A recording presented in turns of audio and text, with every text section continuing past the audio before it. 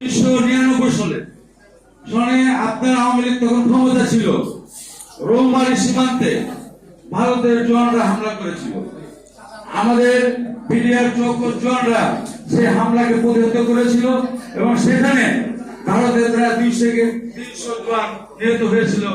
ভারত যেটা নিয়ে আন্তর্জাতিক ভাবে বা রাষ্ট্রীয়ভাবে কোনো ঘোষণা দিতে পারেনি, কিন্তু তখন থেকে তারা আমাদের বিডিআরকে ধ্বংস করার যে পায়তারা করেছিল, তারই প্রেক্ষিতে আওয়ামী লীগকে তারা ক্ষমতা এনেছে 111 সরকারের মাধ্যমে এবং ক্ষমতায় আনার 1 মাসের মধ্যেই এই ফাইল, যেটা বিডিআর হত্যাকাণ্ড, এই ফাইল হাসিনার কাছে ধরিয়ে দিয়ে তারা এই বিডিআর হত্যাকাণ্ড চালিয়েছে এবং রাশিদ আহমেদ পিন্টুকে গ্রেফতারের মাধ্যমে বিএনপির আন্দোলনকে স্থগিত করেছে এবং পরবর্তীতে 17 বছর আওয়ামী লীগ দুর্দান্ত প্রতাপের মাধ্যমে ফ্যাসিস্ট সরকার পরিণত হয়ে এই দেশে শাসন করেছে।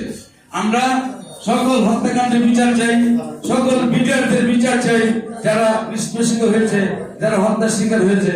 আমরা রাশিদ আহমেদ পিন্টুর বিচার চাই।